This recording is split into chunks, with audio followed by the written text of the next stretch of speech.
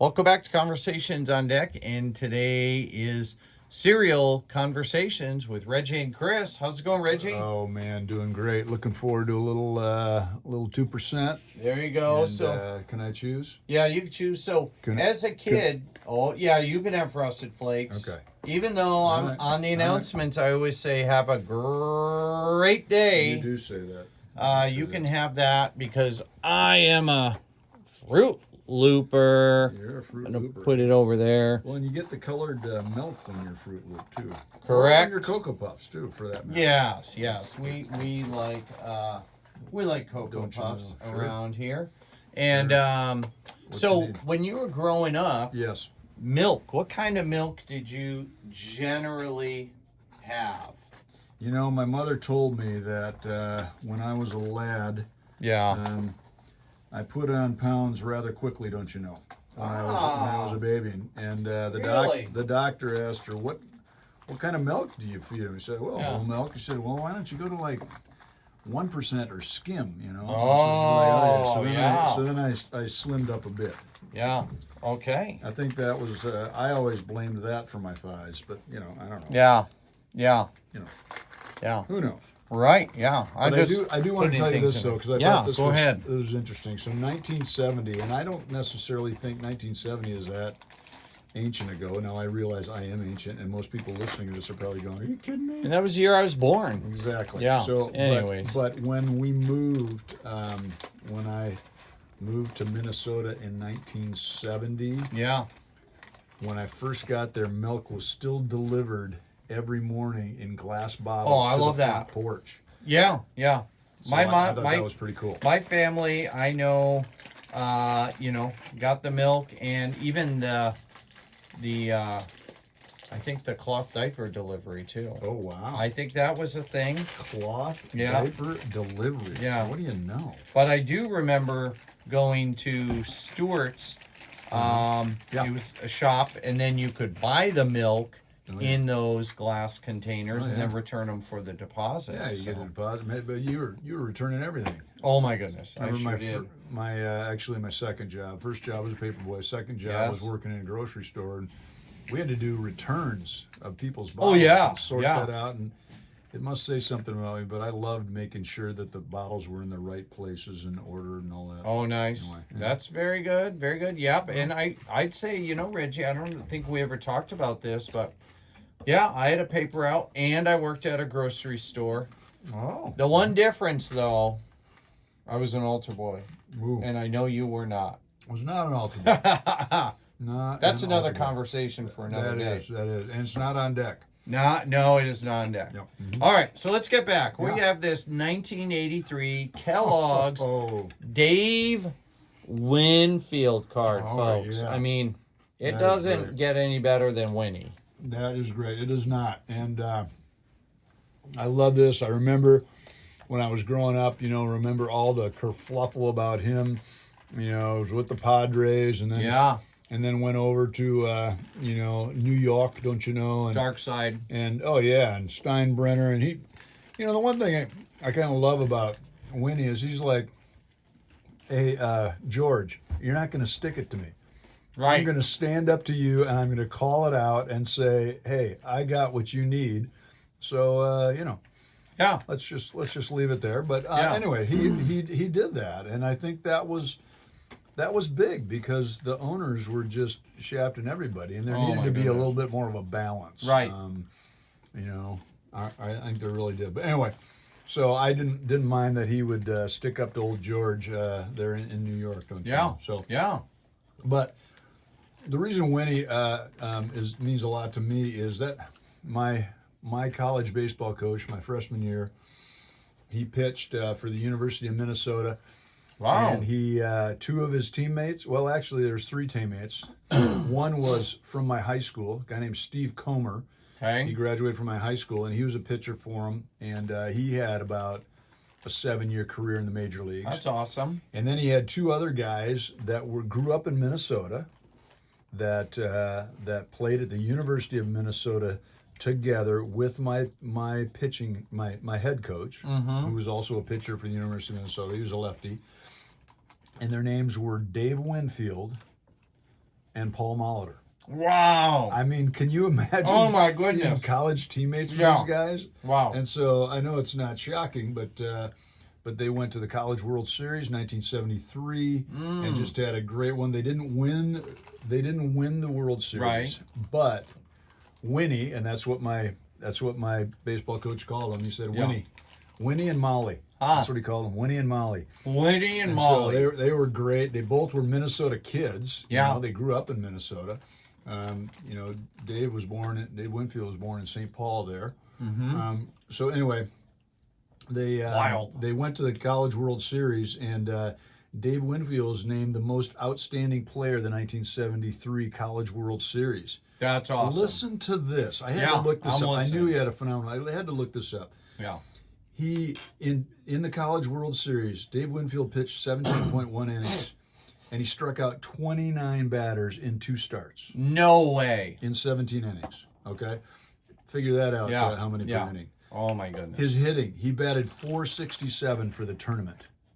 Yeah, that sounds about right. .467, and he won the most outstanding college player award. Why wouldn't you? And then he got Yeah. drafted by San Diego and had a career there before he went to the Spankies. Yeah.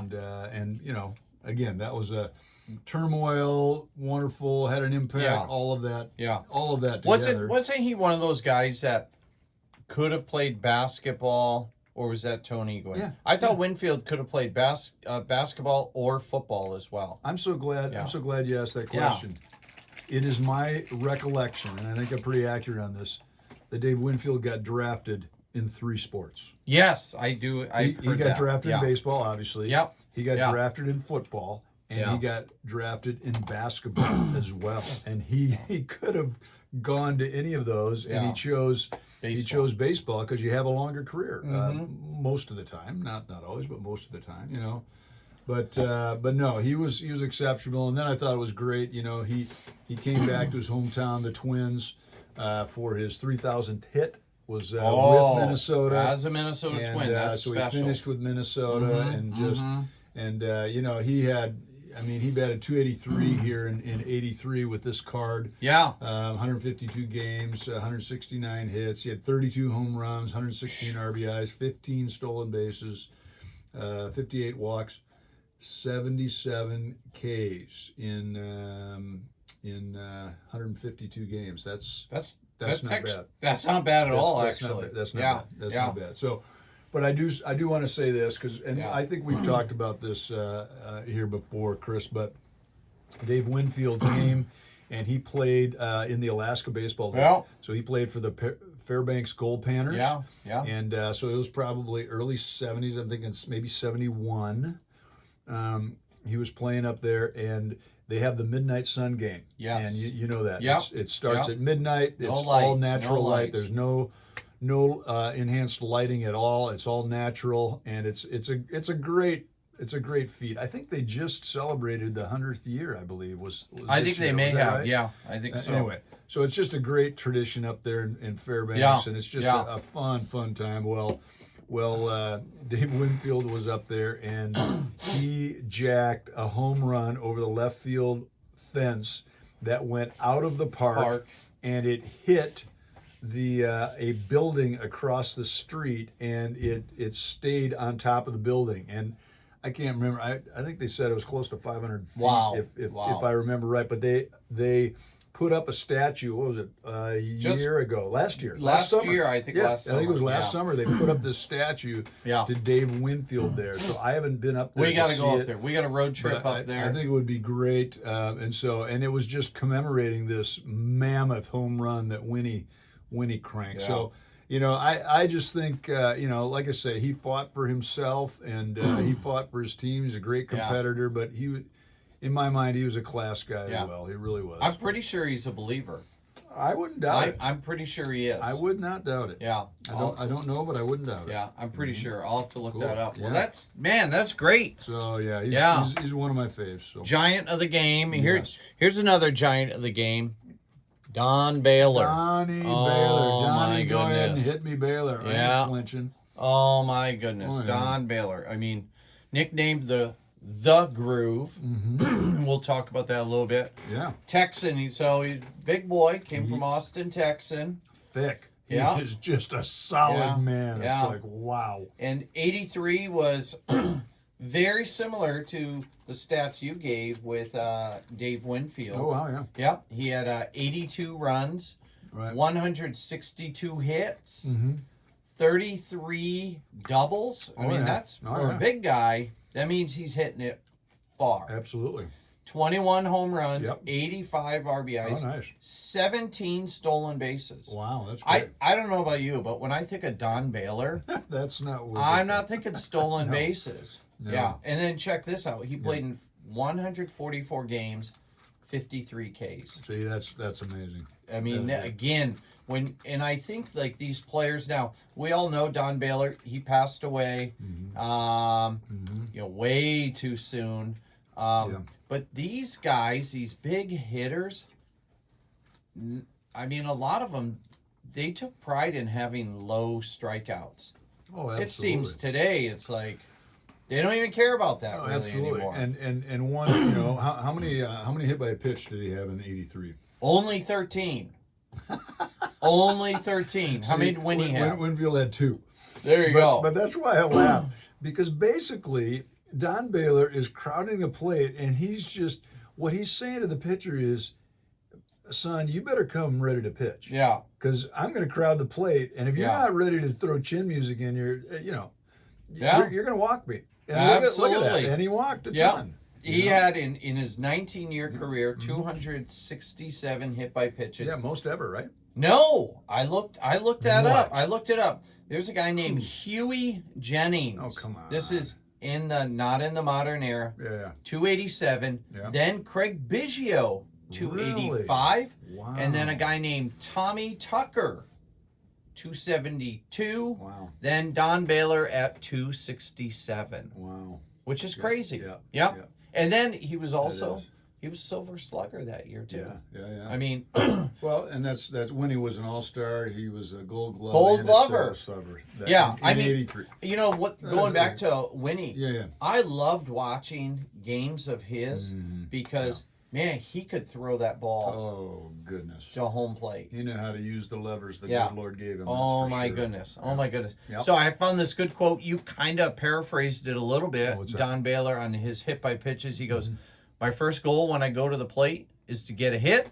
My second goal is to get a hit." So just like you said, I mean, there's actually a smaller strike zone Oh yeah. when he walked up there. Oh yeah. Well, but you gotta look, because you got guys these days that Yeah. get hit by a pitch and they lose their mind. Like, oh, you run my Yeah. career. You run. He's just like, Don Baylor's like, thank you very much. Can I give you the Yeah. ball? Here it is. Yeah. He's not coming after you. No. He's not, now I get it if someone's going at your head or something. Right, like that. right. That's something different. Yeah. But even when he got hit in the middle of the back, he's like, cool. I don't care. Yeah. I mean, it's just like, Yeah. suck it up, Buttercup. Yeah. Come on. I mean, Yeah. So That's part of the game. it is part of the game, and you know that happens when you get in there. So Yeah. stop being a wham and Yeah. just Here's stay in there. Reggie, here's a question for you. Yeah. Now, both my son and daughter played Little League. Oh yeah. My son Levi was Left-hander, don't you know? left-hander. Yep, Yep, batting. Yeah. He was a hit by pitch magnet, and when he was that age, man, I mean, Yep. he was He felt pretty it. thin. He felt it. Yeah. Oh my goodness, he felt it. He got hit in the chest and it bruised his spine. is what they Pretty say. much, Yeah, pretty uh-huh. much. So out of your kids that played, Yeah. which one got the most hit by pitches? Do you think? You don't have to say their name. My oldest son. I will tell you this, just because we're talking hit by Yeah, pitch. I think this is yeah. a good one, and Yeah. this is That's a why little we're here. indictment on me, and I might get might get in I trouble might if they get watch the this. nasty mail. I don't know, Yeah, but we'll anyway. see. My oldest, the second best pitcher in the league when he was in Little League, he was a 9-year-old, and this guy was a 12-year-old, and he threw a pitch. It came right for his head. I mean, it wasn't on purpose, but it came Sure. right for his head. It grazed the brim of the batting helmet and hit him right in the nose and broke his nose. Oh man! And so Poor so he could breathe. It wasn't Yeah. misplaced, whatever, and he was crying obviously. And then he came out of the game. Well, here's what I did. I said, son, how you doing? Good. Okay. Can you breathe? Yeah. Are you good? I said, you need to go back in there. He's like, Dad, I said, you need to get back in there because if you don't, you're going to be flinchy. You're going to be Mr. Yips. Yep. So you need to get back in there. And he's like, okay. And he goes, Dad, can I at least have the helmet with the cage on it? I said, yeah, you can do that. So love that. So I let him do it, but it worked. He was in there, and in the first couple, but then he stayed in there. Yeah. And he really was a good baseball player. He did not strike out very much at all. He made contact a lot. But that was one that where would I have done that with my youngest? I don't know, but I wouldn't have done it with my daughter. But with him, I said, no, you need to stay in there, and he did. It worked out well. Of course. There's just a little indictment on me. So I think that's great. Yeah. Well, another thing about Don Baylor, he was widely known as being one of the judges in kangaroo courts. He thrived, in Oakland, Baltimore, Boston, New York. Yeah. He was a stickler, and the whole concept of the kangaroo court is to build team unity and humor. Everybody's on the same level. Everybody's on the same level. Yeah. Sometimes, even the Bat Boys were included. And, you got to pay your fine before the next game. But you also have to have proof. Oh, yeah. But it would only happen after a victory because, if your team's on a slide, last thing they want is somebody coming up saying, hey, you're going to have to pay $5 because you didn't run out, that bunt or whatever it is. No jocularity after a loss. Yeah, I get that. So there's famous, Don Baylor, he learned how to run the kangaroo court from the great Frank Robinson. Oh, man. And when... He had a personality, Frank. Oh, he sure did. And when underappreciated, I think. I think so, too. Frank Robinson. I would agree. I think very underappreciated. Oh, and Frank Robinson... one day was reading a newspaper, and he was reading a quote that a rookie had said, and here's what the rookie said. Yep. If I get into my groove, I'm going to play every day. Now, we know rookies. They get in, and they kind of have a... Well, that rookie got a fine, and that rookie was Don Baylor. Oh. And from then on, everybody called him The Groove. The Groove. That's how he got it.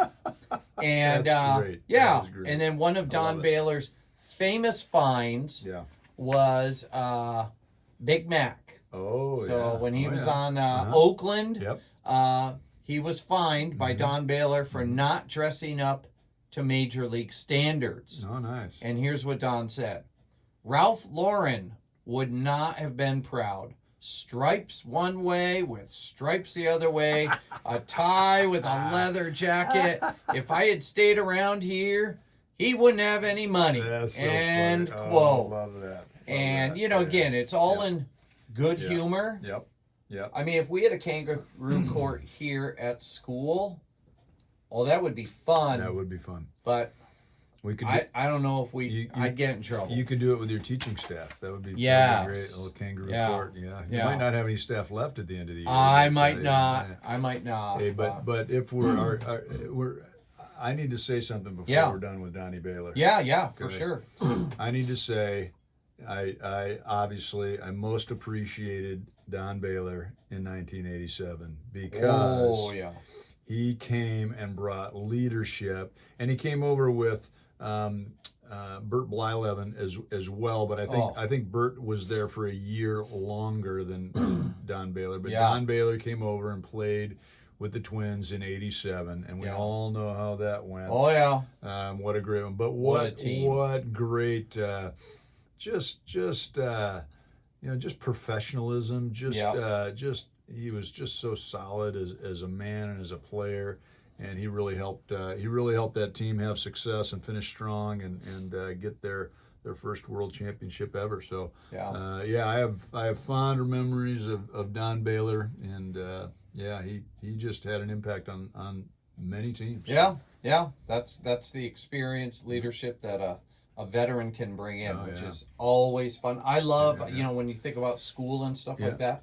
I love when we get a veteran teacher that has come from somewhere else Yeah. and they come and they work their last couple of years here at our school. Yeah. What an impact they have. It's huge. It's huge. awesome. Yeah. So how? Wow, he was only for the A's in 1 year. Yeah, Huh. it was short. So he was at Baltimore. I remember he must have won. He must have won with Baltimore Yeah. there. Yeah. I think so. He was special. He was special. He was. He was Yeah. good. He was a good player. Okay. Both of those are outstanding guys. They really are great players. All right. So for the next cereal conversations, obviously, I got to buy some more cereal because we just have the Cocoa Krispies, and I don't eat Cocoa Krispies. Yeah, I don't know that I do either. Yeah, but we can maybe bribe one of the kids with them. That's true. We never could know. do that. Yeah. We could do that. So I hope Reggie hopes you liked this video. Yeah. If you liked it, hit like. Hit like. If you're not subscribing and you want to, smash that subscribe button. That's right. And if there's anybody that you think would enjoy cereal conversations, I actually think a lot of people would. Tell them to come to Conversations on Deck. Yep. And we'll see you in another week. And just like Donnie Baylor would say, snuggle on up to that plate and eat some cereal. There you go. Have a great day, folks. See you, Reggie. Bye-bye.